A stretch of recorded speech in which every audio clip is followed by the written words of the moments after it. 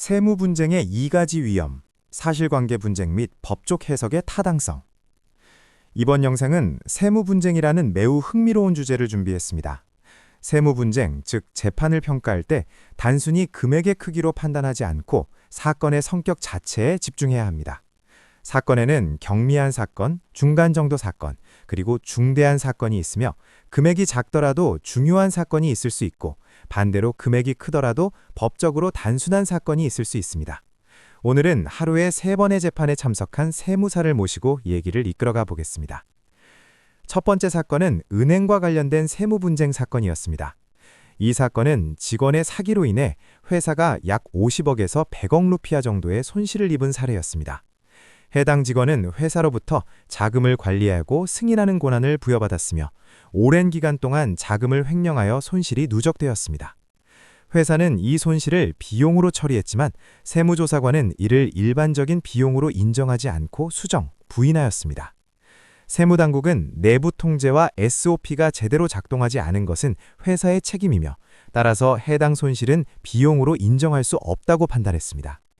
그러나 해당 세무사는 이러한 손실은 명백한 사업상 위험, 비즈니스 리스크에 해당한다고 설명했습니다. 모든 회사는 도난, 화재, 자연재해 등으로 인해 손실을 입을 수 있으며 이는 사업 운영 과정에서 발생할 수 있는 정상적인 위험에 해당한다는 것입니다. 소득세법 제6조에 따르면 비용으로 인정되기 위해서는 소득을 얻고 유지하고 징수하기 위한 활동과 관련이 있어야 하며 사업 과정에서 발생한 손실은 비용으로 인정되어야 한다고 설명하고 있습니다. 또한 보험 보상과 관련된 규정을 예로 들며 화재로 인한 손실은 비용으로 인정되고 보험금 수령은 소득으로 처리되는 것처럼 사기 피해 역시 사업상 손실로 인정되어야 한다고 주장했습니다. 그는 이 사건은 비교적 명확한 사건이며 승소 가능성이 99% 정도라고 자신감을 보였습니다. 두 번째 사건은 병원이 협동조합으로부터 대출을 받고 이자를 지급하면서 발생한 PPH 파살 23 소득세 제23조 원천징수 관련 분쟁이었습니다. 일반적으로 이자 지급 시에는 원천징수를 해야 하지만 법에서는 은행이나 특정 대출기관에 지급하는 이자는 원천징수 대상에서 제외된다고 규정하고 있습니다. 문제는 협동조합이 이러한 대출기관에 포함되는지 여부가 명확하지 않다는 점이었습니다. 병원 측은 협동조합을 대출기관으로 해석하여 원천징수를 하지 않았지만 세무당국은 원천징수를 해야 한다고 판단했습니다. 이 사건은 법 해석의 문제며 판사는 증거, 세법 규정, 그리고 판사의 개인적 법적 확신에 따라 판단할 수 있는 것입니다.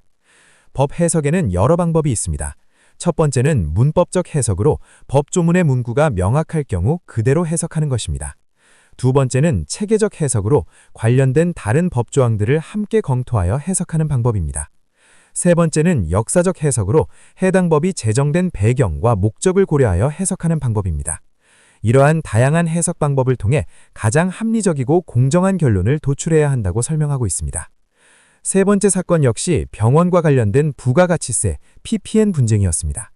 병원에서는 외래 환자용 의약품은 PPN 과세 대상이지만 입원 환자용 의약품은 비과세 대상입니다. 문제는 매입세의 공제 비율을 계산할 때 어떤 기준을 사용할 것인지였습니다. 세무당국은 전체 병원 매출, 의료 서비스 포함을 기준으로 비율을 계산했지만 납세자는 의약품 매출만을 기준으로 계산해야 한다고 주장했습니다. 그는 의약품 관련 매입세액은 의약품 매출과만 관련이 있으므로 의료 서비스 매출까지 포함하는 것은 불공정하다고 설명했습니다. 또한 응급실에서 제공되는 의약품의 PPN 과세 여부도 쟁점이었습니다. 세법에서는 외래 환자는 과세, 입원 환자는 비과세로 규정되어 있지만 응급실은 명확하게 언급되어 있지 않았습니다. 그는 병원법을 근거로 응급실은 외래와 입원과 별도의 서비스며 응급 상황과 생명 구호를 위한 서비스이기 때문에 PPN 과세 대상이 아니라고 주장했습니다. 또한 국립세금청의 내부 지침에서도 외래 환자만 과세 대상이라고 명시되어 있다고 설명했습니다.